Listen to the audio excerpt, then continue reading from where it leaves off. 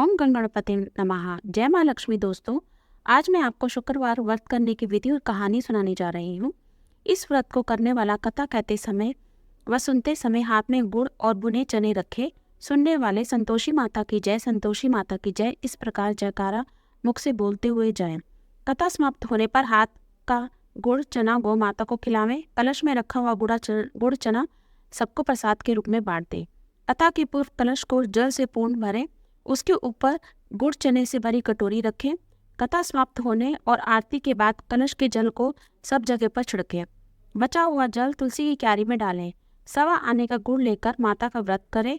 1.25 पैसे का गुड़ लें तो भी कोई आपत्ति नहीं है।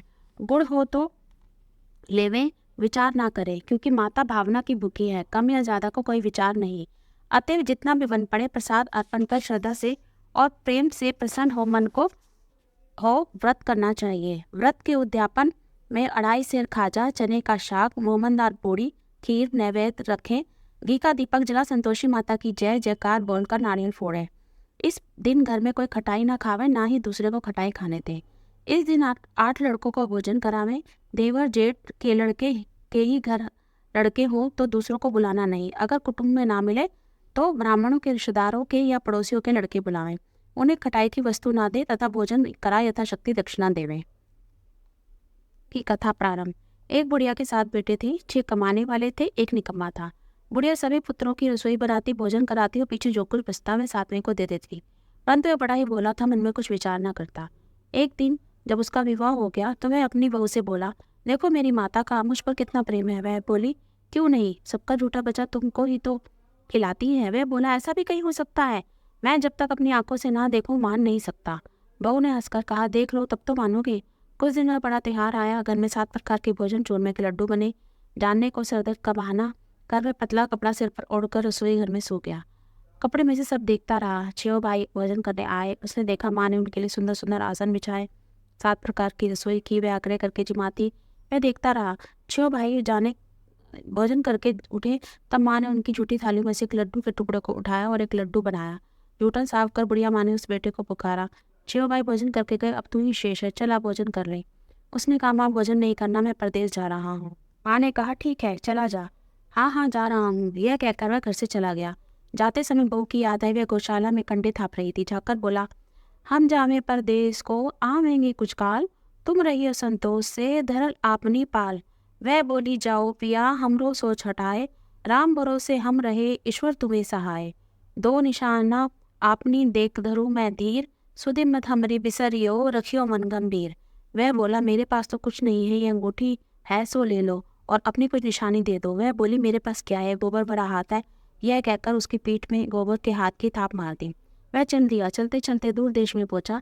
वहां पर एक साहूकार की दुकान थी। वहां जाकर कहने लगा, भाई मुझे नौकरी पर रख लो। साहूकार को जरूरत थी। वह बोला, रह जा। लड़के ने पूछा, तनख्वाह क्या दोगे? साहूकार ने कहा, काम देखकर दाम मिलेंगे। साहूकार की नौकरी मिली। वह सवेरे 7 बजे से 2 बजे तक नौकरी बजाने लगा। कुछ दिनों में दुकान का सारा लेन देन, हिसाब किताब, ग्राहकों को माल बेचना, सारा काम करने लगा।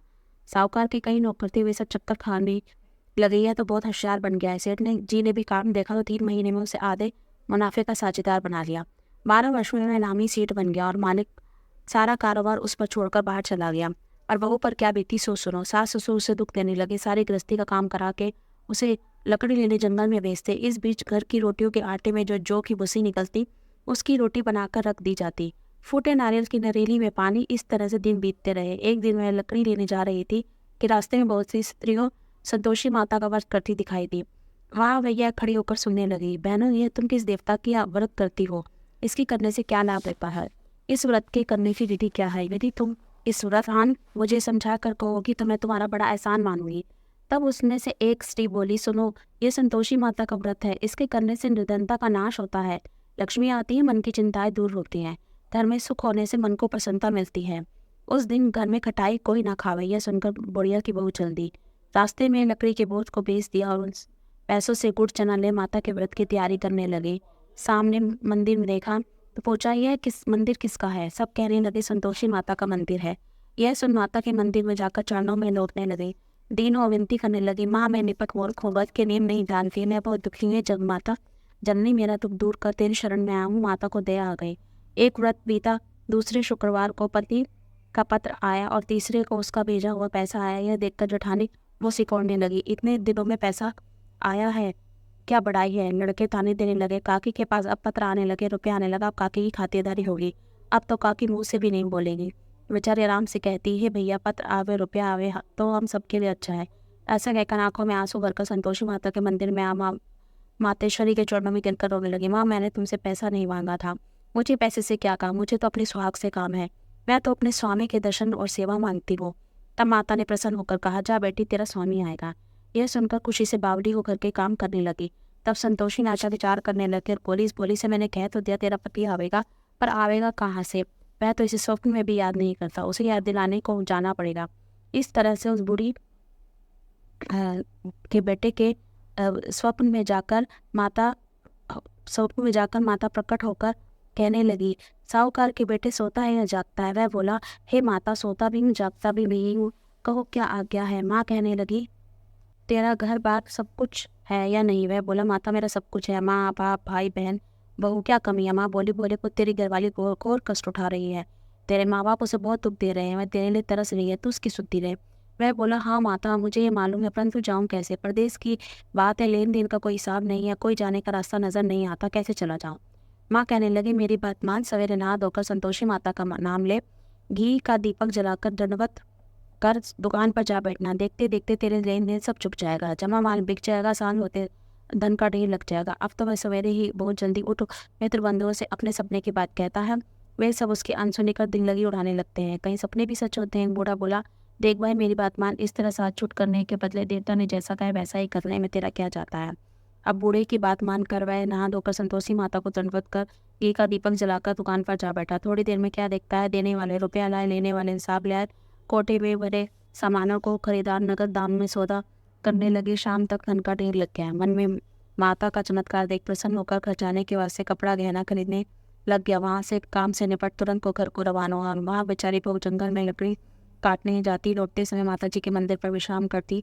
वह तो उसका रोज का रुकने का स्थान ठहरा। दूर दूर उड़ती देखकर वह माता से पूछती है, माता दूर कैसी उड़ रही है। माँ कहती है, तेरा पति आ रहा है, अब तो ऐसा कर, लकड़ियों के 3 बोझ बना, एक नदी के किनारे, दूसरा मेरे मंदिर पे, तीसरा अपने सर पर रख। तेरे पति को लकड़ी का कट्टा देखकर तुझे मोह पैदा होगा, वह यहाँ रुकेगा, नाश्ता पानी बनाकर खा, माँ से मिलने जाएगा। तब तो लकड़ी का बोझ उठा लाना, बीच चौक में से गट्ठा डालकर 3 सासू जी, लकड़ियों का गट्ठा, भूसी की रोटी दो, नारियल से खोपरे में पानी दो, आज कौन आया है। माँ की ये बात सुनकर वह बोली, अच्छा माता जी, कहकर वह लकड़ी प्रसन्न हो लकड़ियों के 3 गट्ठे ले आई और एक नदी तट पर, एक माता के मंदिर पर और एक सर पर रख दिया।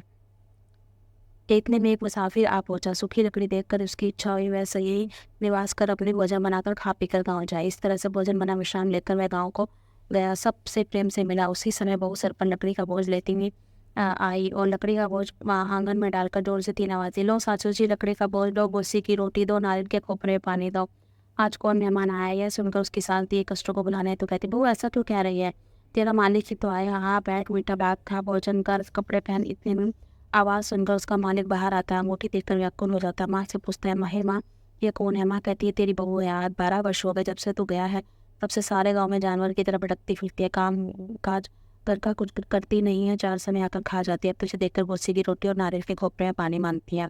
मैं बोला, ठीक है माँ, मैंने भी इसे भी देखा और तुम्हें भी देखा, अब मुझे दूसरे घर की चाबी तो मैं तो वहाँ रहूँ। तब माँ बोली, ठीक है बेटा, जैसा समझे कर। फिर चाबी का गुच्छा पटक दिया। उसने चाबी लेकर तीसरी मंजिल के ऊपर का कपड़ा खोलकर सारा सामान सजाया। एक दिन में महाराजा जैसे शानदार ठाट बाट हो गए।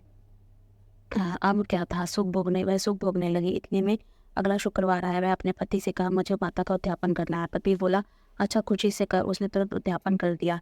जेठ जी के लड़के को भोजन के लिए कहा, उसने मान लिया, परंतु पीछे से जेठानी के बच्चों को सिखाने लगी, देखो रेलन के समय सब लोग खटाई मांगना है, जिसके उद्यापन पूरा ना हो सके। लड़के जिमने आए, खीर पेट भर खाई, परंतु बाद में याद आते कहने लगे, हमें कुछ खटाई दो, खीर हमें पसंद नहीं। देखकर अरुचि होती है, कहने लगी, खटाई किसी को नहीं दी चाहिए, तो संतोषी माता का प्रसाद है। लड़के उठ खड़े हुए, बोले, पैसा लाओ। बोले, कुछ नहीं जानते। इन्हें पैसे दिए। लड़के उठने के बाद इमली खाने लगे। यह देखकर बहू पर माता जी का कोप हुआ। राजा के दूत उसके पति को पकड़ कर ले गए। अब सबको पता लग जाएगा, अब जेल की मार खाएगा।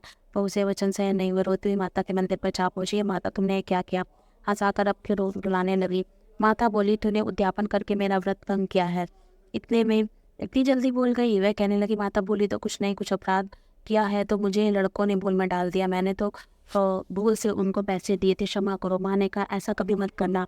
उसने कहा अब माफ़ कर दो, मैं आपका उद्यापन करूँगी। माता बोले भूल मत करना। उसने कहा भूल ना होगी। अब माँ बताओ कैसे आवेंगे। माँ बोली जब पति तेरा मालिक तुझे रास्ते नहीं आता मिलेगा। मैं घर से निकली, राह में पति आता मिला। पुस्तिया ने कहा गया तो वह कहने लगा धन जो कमाया था उसका कर राजा को भरने गया था। वह प्रसन्न हो बोली भला हुआ तो चलो घर चलो। घर आ गए। कुछ दिन के बाद फिर शुक्रवार आया पर बोली माता का उद्यापन करना है।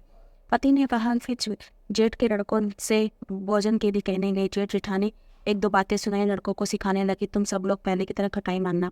लड़कों ने कहा मैं खीर नहीं खाता, जी बिगड़ता कुछ खटाई तो। वह बोली खटाई खाने को नहीं मिलेगी, खाना है तो खाओ। वरना ब्राह्मण के लड़के इलाका भोजन कराने लगी। दक्षिणा दी की जगह एक एक दो दो फल दिया और उन्हें इससे संतोष माता प्रसन्न हुई। माता की कृपा से नवे मास में उसको चंद्रमा के समान सुंदर पुत्र उत्पन्न हुआ। पुत्र को लेकर प्रतिदिन माता के मंदिर पर जाने लगी। माँ ने सोचा रोज ये मेरे घर आती, क्यों ना मैं इसके घर चलूँ, इसका आसरा तो देखूँ। यही विचार कर माता खाना को बनाकर गुड़ से चने से सनामों को ऊपर से सोन के समान हो उनका मक्खियाँ बनवा रही थी। धीरे पे पैर रखते ही साथ चिल्लाई देखो रे कोई चुड़ैल डंगरी चली आ रही है, लड़कों इसे भगाओ नहीं तो किसी को खा जाएगी। लड़के डरने लगे, चिल्लाकर भागने लगे। बहू एक रोशनदान में से देख रही थी, प्रसन्न होकर चिल्लाने लगी आज मेरी माता मेरे घर आई है। यह कहकर बच्चे को दूध पीने से हटाती है। इतने में तो सास का क्रोध फूट पड़ता है, रानी इसे देखकर क्यों पागल हुई है, बच्चे को पटक दिया।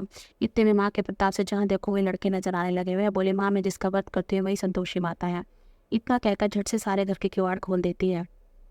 सबने माता के चरण पकड़े और विनती कर कहने लगी हे माता हम अज्ञानी हैं, तुम्हारे व्रत की विधि नहीं जानते हैं, तुम्हारा व्रत भंग करके हमने अपराध किया है, आज हमारा अपराध क्षमा करो। माता प्रसन्न हुई। माता ने जैसे फल बहू को दिया वैसे सबको देना।